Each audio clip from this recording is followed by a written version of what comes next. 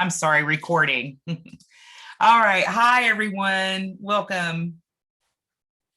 I am really excited that you are all here today for our monthly meet and meet a deaf professional.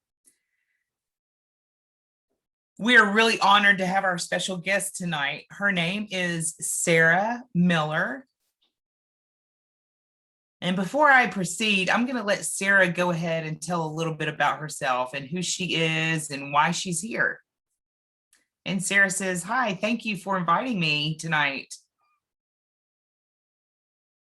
Well, about me, it's tough to explain because for the last 13 years, I've been a teacher in a classroom, a deaf ed teacher, and just recently decided to leave the classroom to focus on my business. My business is focused on language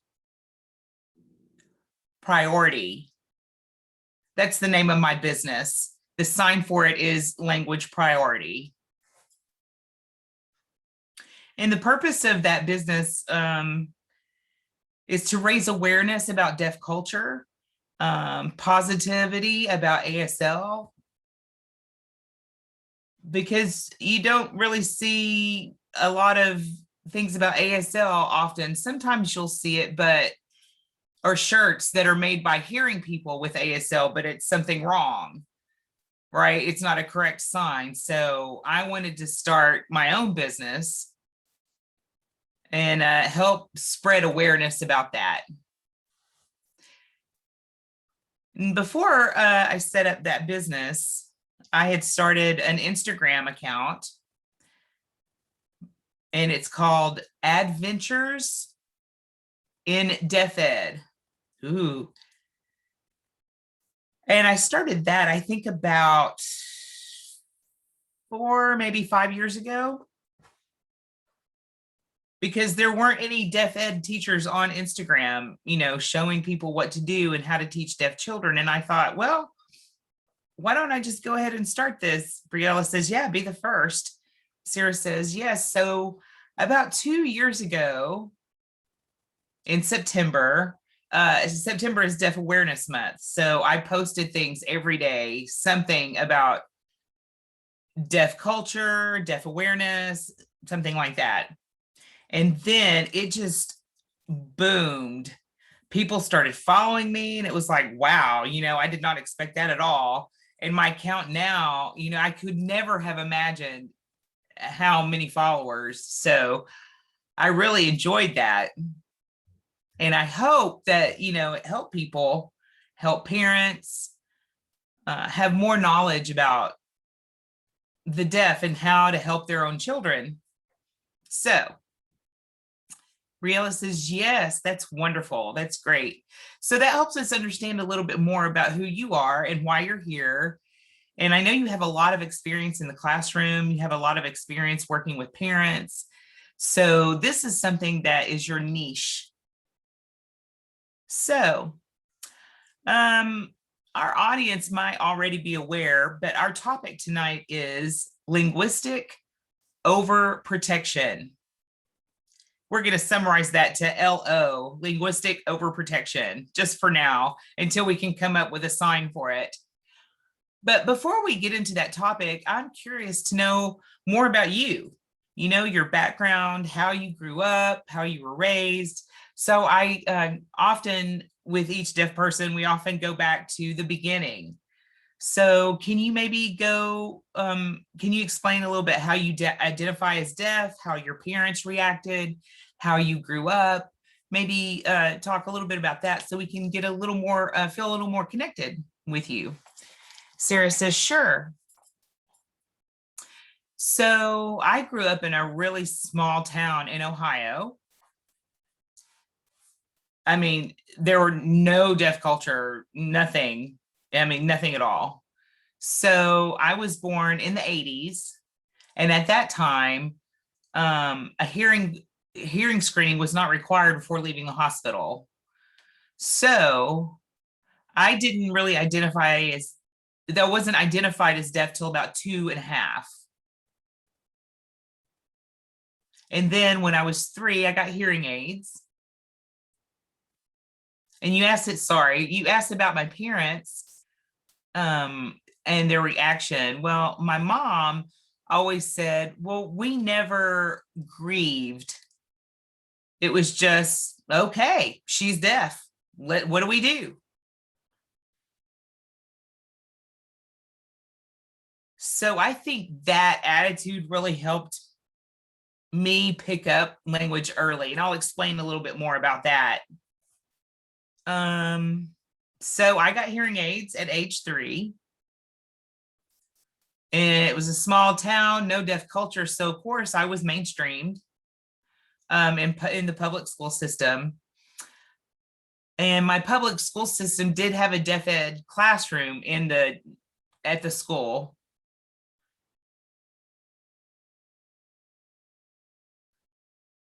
And I was in kindergarten in this room. And then in first grade, I had one math class that I was mainstreamed, and then I would go back to the one room. In second grade, for half the day, I was in the deaf ed room and then in the mainstream of the school. And then in third grade, I was mainstreamed full time. No interpreter. It was just my microphone and my hearing aids. And that, yes. And it was that kind that was the box that you had to wear around your neck and strapped in front of you. Yeah.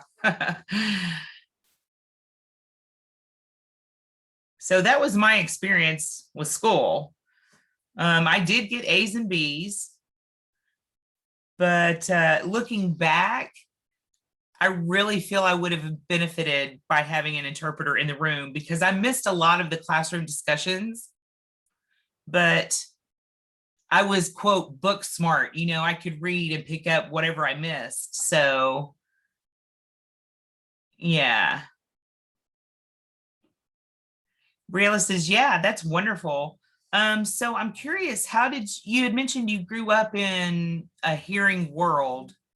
Typically, you weren't really exposed to deaf culture. So when were you exposed to signing and deaf culture and those things? How did you dive into that? Sarah says, okay, so my deaf ed room, in classroom, they signed English there. So I had exposure to signing, but not the actual ASL language. So that happened in college. I never met a deaf person, a deaf adult, until I was 19. Brielle says, oh, wow. Wow. Did you feel that impacted you in any way? Sarah says, probably, because, well, I remember I used to go to bed at night and I would cry and say, nobody wants to marry a deaf person. So, because, I'd never seen a deaf person married, or had never seen deaf people. So that was one of my concerns growing up. But actually, I met my husband when I was 18, and he's a hearing person. So we got married pretty soon after 18. So that's wonderful. Briella says, okay, well, thank you for telling us a little bit about yourself and how you identify as a deaf person.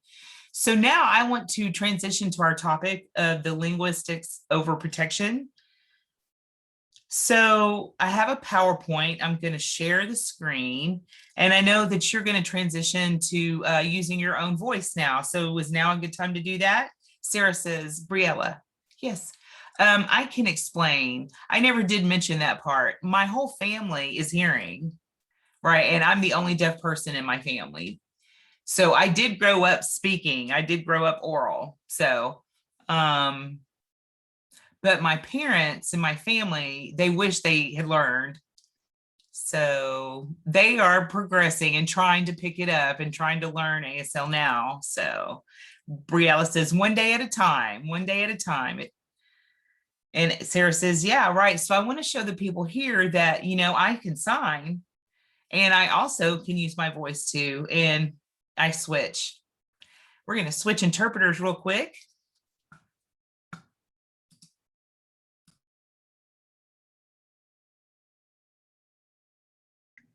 Okay, I'm going to go ahead and share my screen.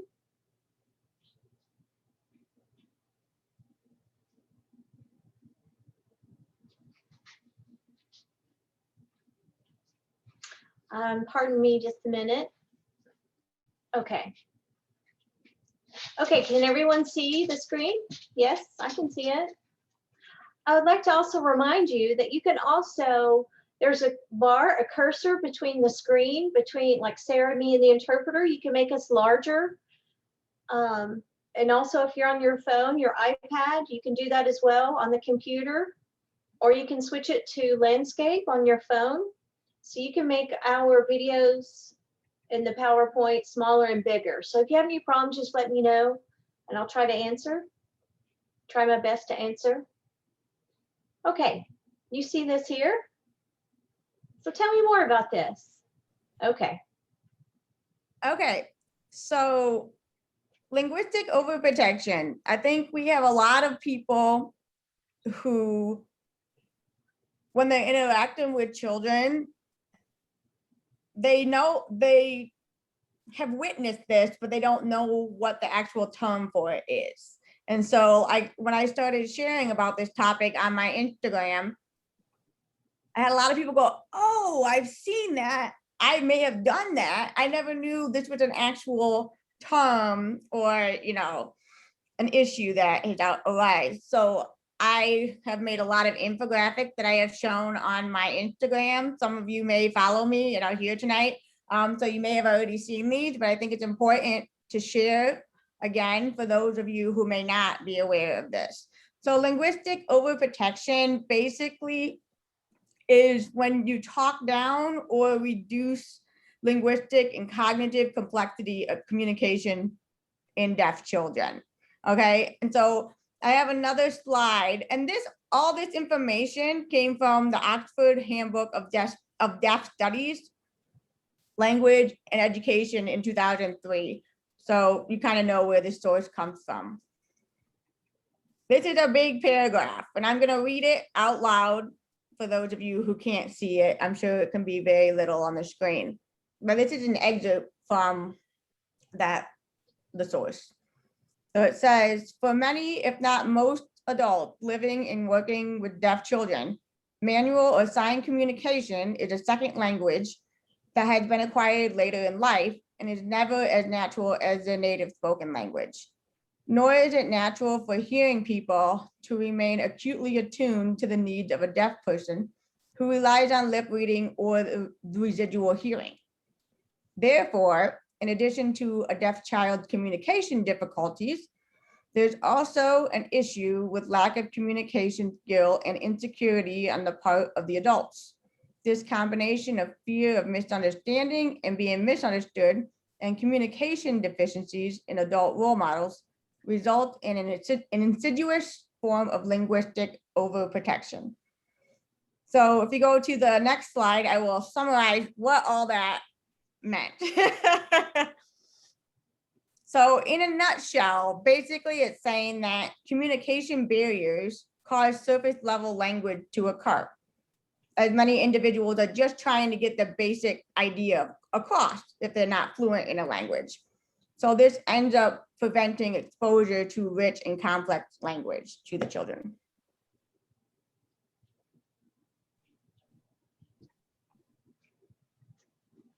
Wow. Okay, so this concept, I'm sure it's not only applicable to the deaf children. I mean, this could also apply to hearing children as well. But I do think, yes. Especially bilingual. Especially bilingual, yes.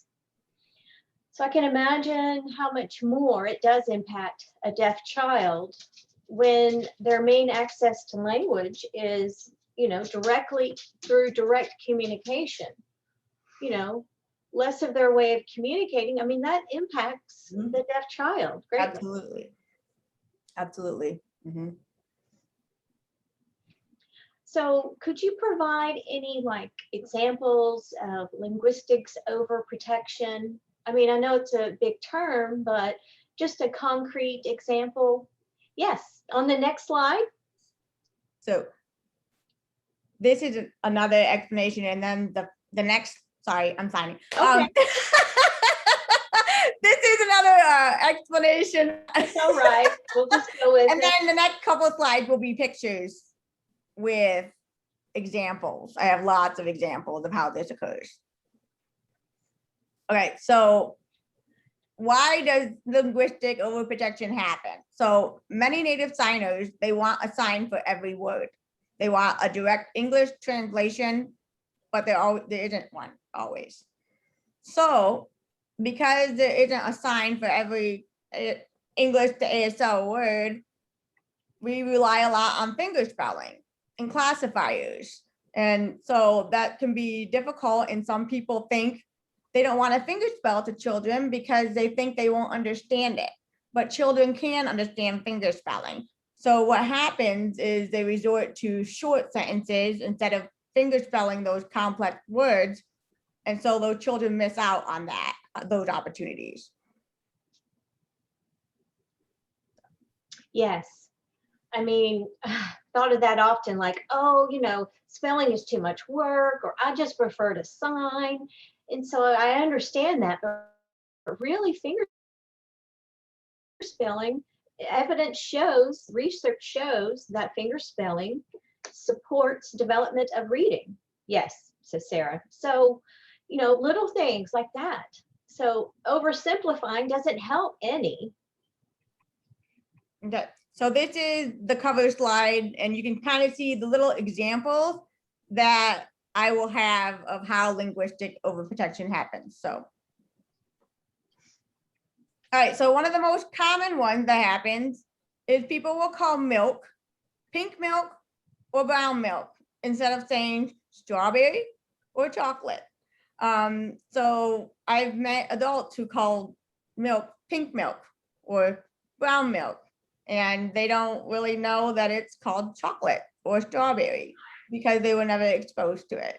So that's, and then in the box at the bottom, I have other words that you can use to help. That would be like organic, whole milk, 2%, skim, fat free. So like anything that relates to it, you should share it with the children. Yes. This is kind of a funny one, This but one it happens a lot. lot. Exactly. And so people will say the little green tree instead of broccoli because they don't want to have to fingerspell broccoli, because there's some signs, but most people fingerspell it. And again, at the bottom, you have words that you can use with broccoli. It's a vegetable. It can be fresh, it can be raw, frozen, steamed, baked. Like there's so many different things that can go with the term broccoli that you can really enrich your child's language. Yes, absolutely. This blows my mind here. So it's these little things that you don't think or realize are important, but it does. It does go a long way. Oh yeah. This one, when you talk about emotions, so instead of just saying scared, you can say terrified, horrified, I got the heebie-jeebies. Like explain the different variations of what scared means, not just that's scary. I mean, you can say horrified is a whole nother level than scared. So it's important to know that spectrum. Yes. And it's so cool how facial expressions, in the language can expand upon the sign also. Like, for example, scared, terrified, Right. or just, it's a little scary. So, it goes a long way. So it shows the bilingualism, at the same time. So really cool, really neat. This is the big one. And I apologize for the sun coming through my blinds here. The sun sets on that side of my house. It's okay, I can see. But anyways, so this is a really big one that I have witnessed over the years with teaching. I've taught mostly 4th on up. I've taught up in the high school, I've taught middle school. So most of my years was actually 5th and 6th grade.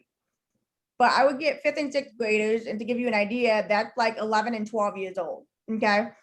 And they wouldn't know who is in their house. They call people their cousins, but it may be a neighbor. And they don't even know their siblings' names. They, they just call them brother, and they don't know or know how to spell their own family members' names. And I'll tell you, like, most of the children that I have worked for or worked with, they all have speech. Majority of the kids, that I would say 95% of the kids that I have worked with have speech, and most of their families don't sign.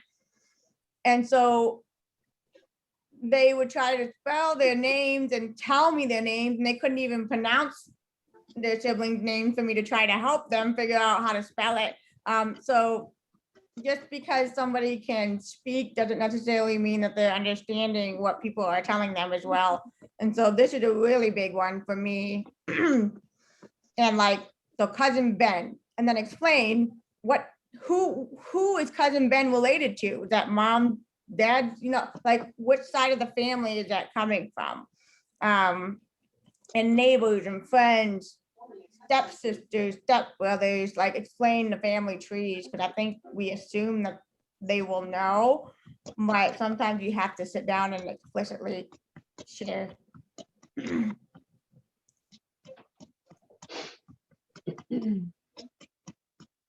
Oh, yes.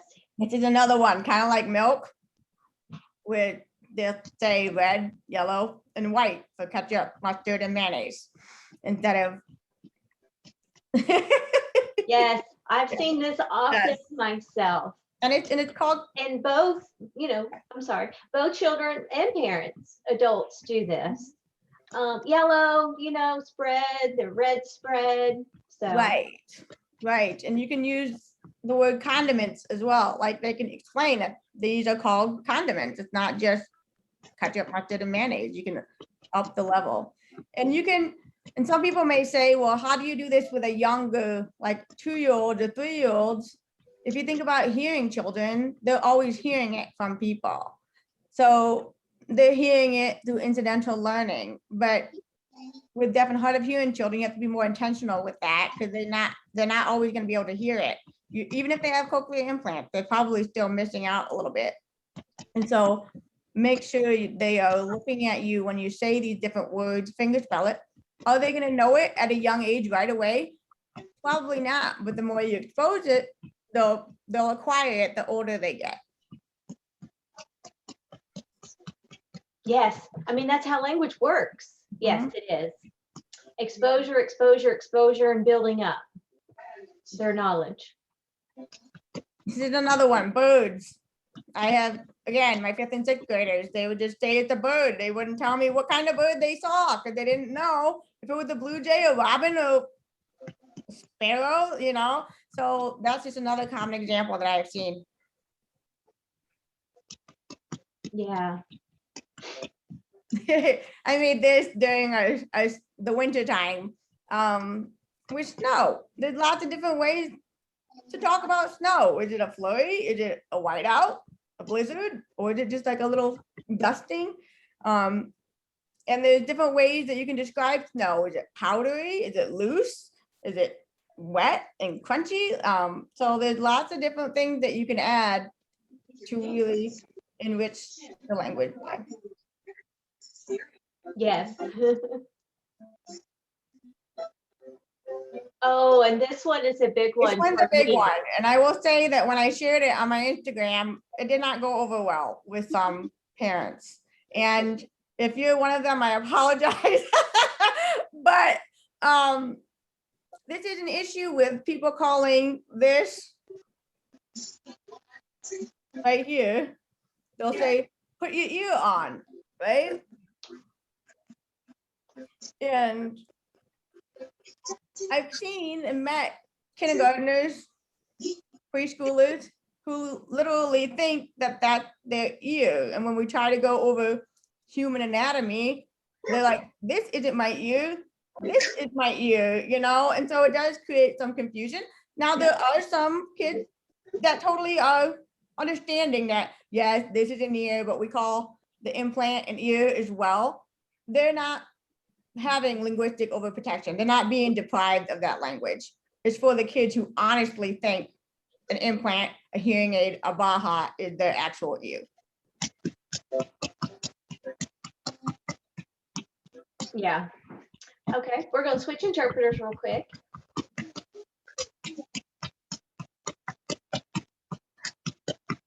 Okay, go ahead. Next slide. Sarah says yes. Okay, so another example is fly. How many different ways can you describe the action of flying, right? You can flutter like a butterfly, you soar like an eagle, right? You can hover like a bee. Okay, so there's so many different ways to describe something flying, right? Yes, there is, for sure. And different ways to sign those different ways of flying, like I just demonstrated really quickly. Again, bilingualism at its finest. All right, I think this is one of my last ones. This is also very popular for flavors of things.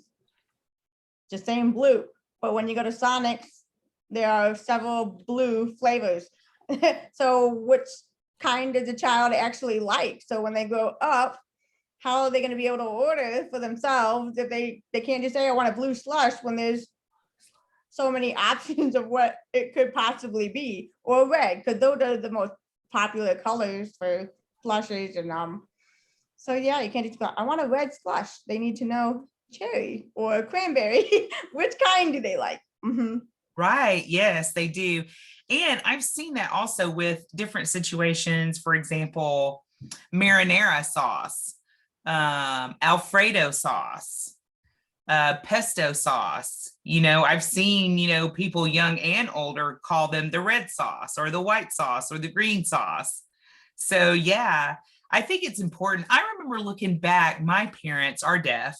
My parents would say red marinara, right? They would always sign the word and spell what the actual sauce was. And that helped me connect the two together.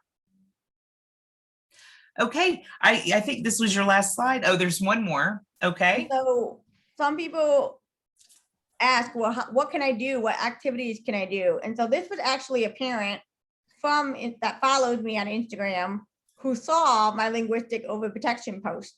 And she realized that she and her son, he would have a special coffee made, but they would call it, I think his name was Ben or something like that. And they say Ben's coffee. And so she realized that that wasn't doing him any good, not just saying get Ben's coffee. He didn't know what Ben's coffee consists of. And so what they did was they had this whole activity where she set up all these flavors and he tested them, he tasted them, and he looked at the words that are written on it, and he was like, had a column of like and dislike. Okay, and so he wrote the flavors that he liked and he wrote the flavors that he didn't like. And you can see he liked most of them except for coffee and cinnamon, right? But that just exposed him to what the actual words and flavors were, so he can go order, I don't know, a vanilla latte or whatever it is, a vanilla drink, or, you know, all those flavors, he can know what he likes instead of just Ben's coffee or Ben's drink.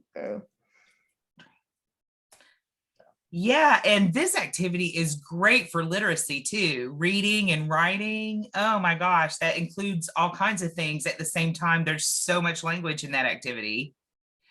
Well, I think we're done with the slides. Okay, so I see someone has their background on, their audio on. Can everyone please mute their audio, please? Okay, so I think we'll try to continue. Okay, so that is a wonderful explanation about linguistic overprotection, what it means, and the different examples and solutions to protect that from happening. So now I want to go ahead and switch over to the question and answer part of our event. So if I can remind you, our audience, we are prioritizing families' questions first. So we want to make sure that the families have their opportunities to ask any questions. And if there's any time left at the end, we will switch over to the professionals if they have any questions. Okay. Okay, I see one person has their hand up. Give me 1 second. Hi, Katie. Okay, sorry, yes. Okay. Okay, I'll speak. Okay, so I have a lot of thoughts, so I'm going to try and be fast. One thing is I studied language development in college, so I come from that perspective. And as I have 2 older children and my youngest was born deaf. And so with my older 2 children, I really flooded them with language, even when they were little, like words they didn't understand, words they couldn't understand, words I might not have understood. I just did it because I knew it was important. But my youngest, he's 2 now, and he has cochlear implants he received in August of 2020. We're doing a bilingual approach. So we start with ASL and we're continuing with ASL, but also I've kind of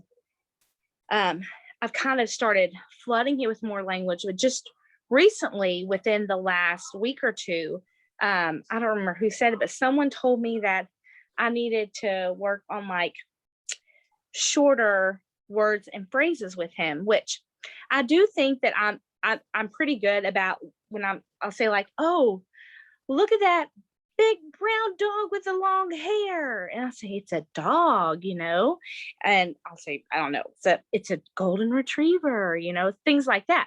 But so I didn't know what your opinion was on about how, because I don't really completely understand hearing loss and how his language is going to develop, like, do I need to be focused more on like the short, simple phrases and stuff for now as he's learning, or can I keep like just flooding him with words? Yeah. You need to keep flooding him with words. I would ignore that person. I think they probably had good intentions, but my family, like I said, I grew up oral, and for my level of hearing loss, my ability to, like, I'm severe to profound. I did not say that. Without my hearing aid, I hear nothing. And then I got my implant when I was 25, 26. In my family, the reason my vocabulary is the way it is, the reason my reading level is the way it is because they flooded me with language from the time I was little. And so they never said, look at that bird, look at that blue jay. Like, then they're not going to acquire that language if you just say, look at that bird. You have to flood them. And I think some people may, if it was with your son who was deaf, they may think he's not able to understand.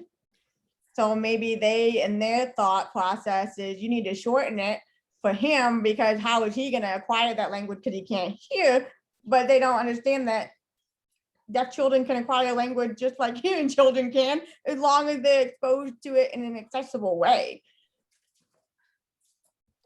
I want to say thank you. I have 2 more quick things. Like, one, I feel like ASL is my 3rd language. And so I still feel very inadequate in it. So when I tell people, I'm like, I sound like a 2-year-old because my son is 2 and that's who I sign with. So I do notice that I am definitely when we're communicating in sign, that I am sometimes more apprehensive, but I'm fine with fingerspelling for him. Because I've actually seen with him, like, how he can recognize things. Like, that's crazy to me. He's 2 years old. But anyways, but then also when you were talking about like the little green tree, but like when you went to the cochlear implants, I think you pointed out the difference in like what I do. Like, if I do sign like the little green tree, then I also sign broccoli, like, so that he knows. And you can say like, look at broccoli, it looks like a little green tree. Yeah. Like, that's common, but don't just say we're eating little green trees. Like, they need to know what they're eating. Exactly. Well, thank you for this. I really appreciate it. Great. Thank you, Carrie. Thank you. Okay. One person asked a follow-up question to Carrie's comment from Christina. It's in the chat box. It says, should we start with shorter sentences and build up to longer sentences, or start with longer sentences and then get shorter after that? What's your perspective on that, Sarah? Obviously, you're not gonna start out with like massively long sentences, but you don't want to limit to just 3. Like, you want to talk, I would say talk like you would know if you have hearing children, speak to them and sign or whatever approach you're doing with your child, do it the same as you would with your hearing child. Don't make it reduced because you think that they can't acquire it. So I don't think you would start longer and then go shorter, because that would defeat the purpose of exposing. But I think, yeah, Or maybe both, go back and forth. Yeah. Yeah. Okay, are there any other questions or comments or thoughts from our parents or family members? Tracy has a comment to add, saying it is essential. The key is to being essential in providing full visual and audio language, and just blend it in so that it's just natural. If there are no other parent questions, we can go ahead and open it up to the professionals. If any of the professionals have any questions, I just wanted to make sure that the parents had their opportunity to ask. Okay, we have one person by the name of Michelle Swafford has a comment to share. Hi, okay.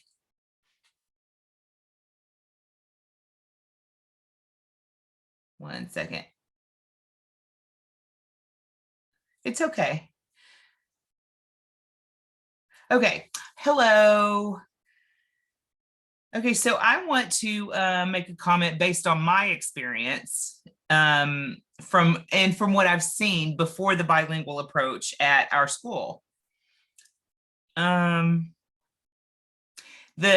Toddler Learning Center at our school, TLC, before I joined that part of the school, the teacher that was there, we were co-teaching. We teaching and partnering together and with the babies, you know, the toddlers.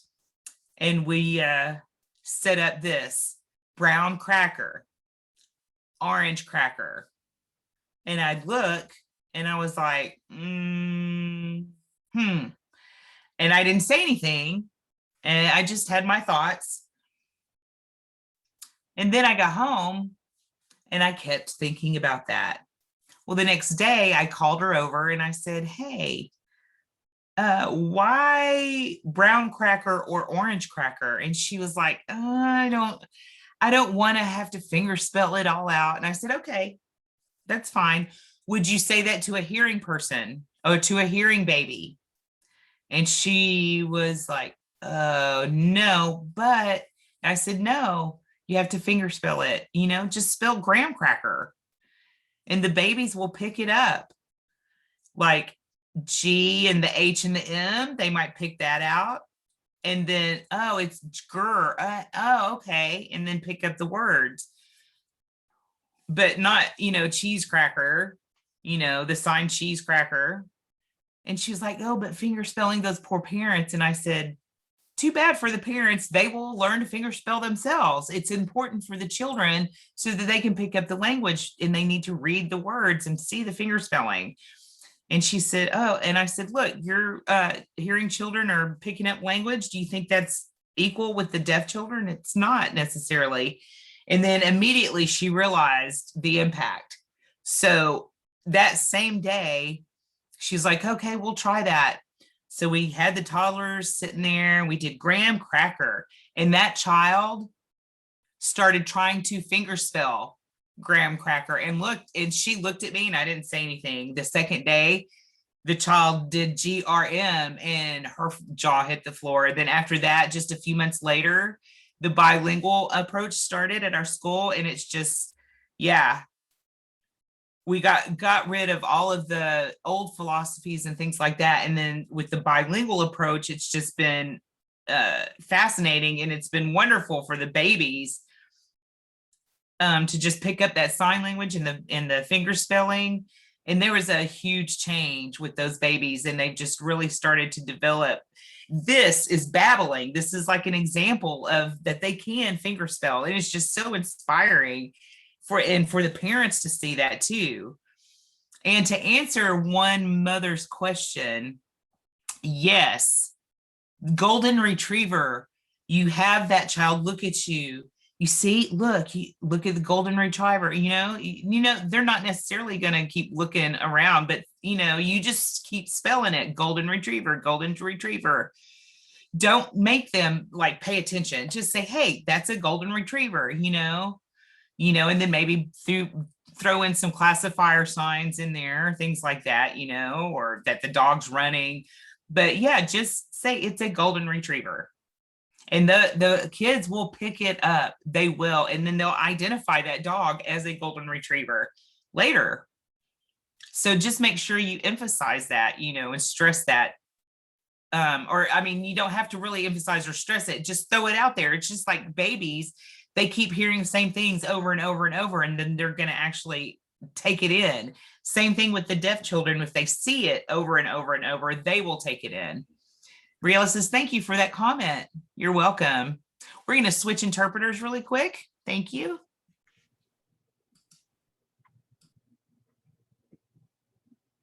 Thank you for that comment. Sarah, do you have anything to add to that? No, that was perfect. Yes, that was a perfect example because, like brown cracker and all these, yeah.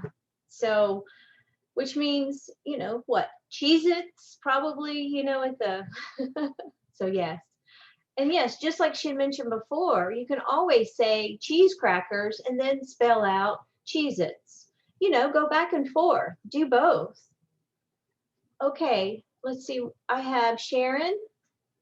Brian, do you have a question? Hello, that's it's great learning. I'm gonna use this. I'm a deaf mentor. Well, I grew up orally and then later learned sign. So I was wondering, with your upbringing and socializing, how did you understand each other? What was it like at your home life, sitting around dinner table or just sitting around, understanding children, husband and wife? To have like equal access communication. So how would you do it now, in your household with your husband and children? Okay, I'm so sorry for the lines on my face from the blinds. Briella says it's okay. Sarah's like, I apologize for this on my face. Well, my family, growing up, there were 4 of us. One sister, parents, and then me. I mean, honestly, it seemed that we got along fine, but when there were large gatherings, it just went right past me. I missed a lot in the communication. And Sharon says, sure. But during that time, it was a norm for me. I didn't know any difference. I didn't know there could be a difference. So I never knew, that my access was through sign because I wasn't exposed. And until college. And then I started, acquiring ASL. But still, my family still speaks, even gatherings, we get together, they still speak and not sign. My husband is hearing, but he's learning to sign.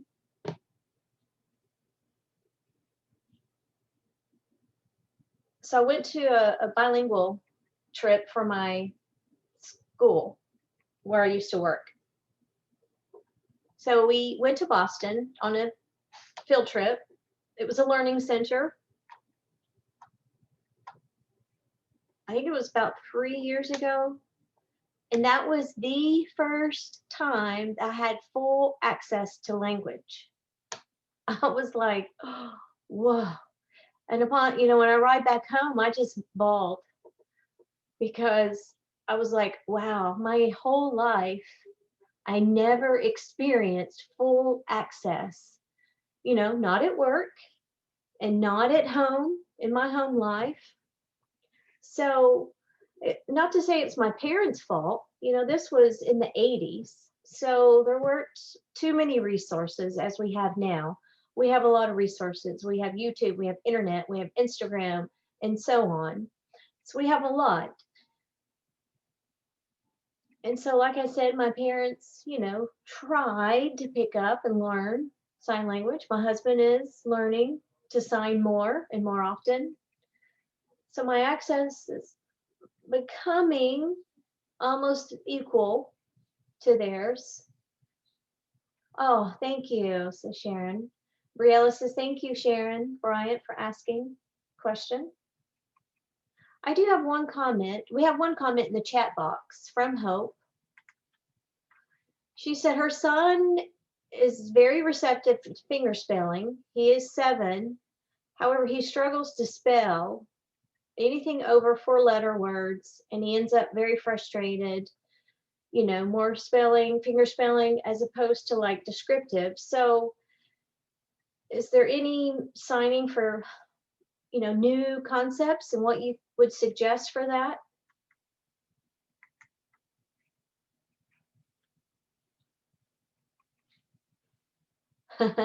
Honestly, right now, let's see, I think I'm brain tired and something has slipped my mind, but I do want to say that my husband is dyslexic.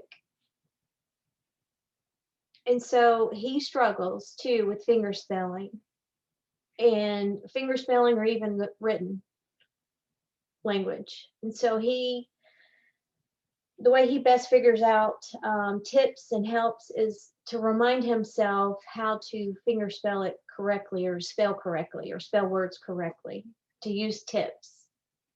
And I think with intelligence disability, that can also impact, well, I'm unfamiliar with specifics of the situation. And Briella says, yes, I think the important part is figuring out what's causing the struggle and the frustration. Once you figure out the root cause of the frustration, then it's easier to tackle.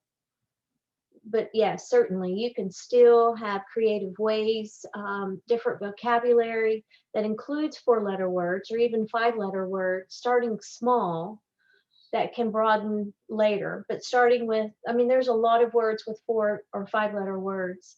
Hopefully that was helpful. So we have another comment in the chat from Stephanie.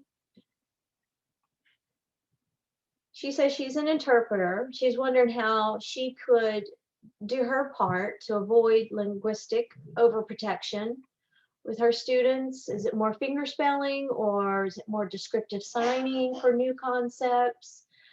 What are some ideas?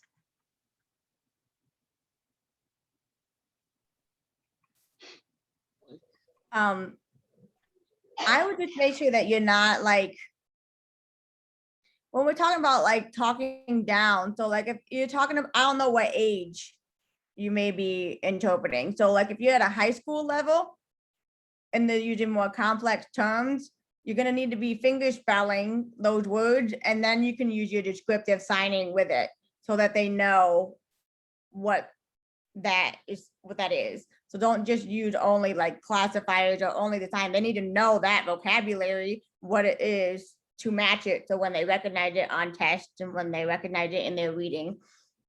That's one of the most common things that I see is people will only sign a certain word, but the child never fully knows what that is in the English language, and that's what they're often tested on in school and in academics, that they need to identify not only just the sign, but they have to identify what that sign is in the English. So, and yes, incorporate fingerspelling, the more the better, because it never can hurt, especially if it's not a a word that has a sign.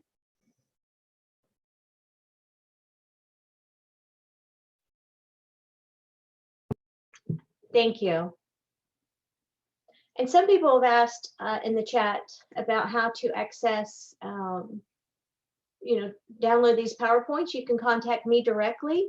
I put my email in the chat box. It says Briella, so I'll put it in the chat before we wrap up. So please contact me for the PowerPoint, for the PDF copy of the PowerPoint. Sarah, is that okay? Do I refer them to your Instagram page? Well, I don't want people to, steal and copy and disperse. Oh, understood. So they can look at my Instagram. And so I'm really hoping and planning to post, have posters and print them and send them out to people is my hope. Yes. So I will send you a copy of these quotes, these downloads, and her information is available on her Instagram. Click and follow her content. It's not only on linguistics overprotection, it's various topics. So I think it would be beneficial to you as parents, as professionals, community members. I think her information would be helpful. We're getting close to wrapping up, and I'm monitoring the chat. We're close to wrapping up. So Sarah, do you have any last comments, slides, final words that you want to share with the audience before we wrap up? Big thing, exposure, exposure, exposure. Honestly, that's priority. Your child will acquire language though they won't acquire language if they're not exposed. So if they're exposed and exposure, they will acquire language. So that's really my big, worthy point, is exposure to language. And if you're struggling with the sign or how to sign a specific word, and there's a lot available on the internet, you can Google or try HandSpeak. So handspeak.com, that's a good resource for signs. And Briella says also, if you find in your area, if they have a deaf mentor program, then I'd suggest you take advantage of that, to have their own deaf mentor to also support you through this journey, support you with ASL, also bilingualism, with English, with reading and writing. It encompasses everything. So take opportunity of that if it's available. So thank you everyone for attending tonight. I appreciate your time. Definitely want to thank Sarah for your time and sharing the invaluable information with us. And we can definitely learn new things myself. Also, I want to thank the interpreters for signing and voicing. So thank you to the interpreters. Okay, so if you have more questions, any other thoughts, curiosities, please go ahead and contact me, or even reach out to Sarah through her Instagram. Again, I'll share her Instagram account with you. I'll type it here in the chat.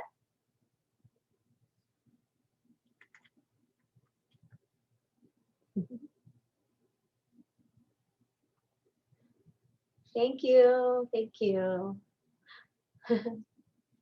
Thank you.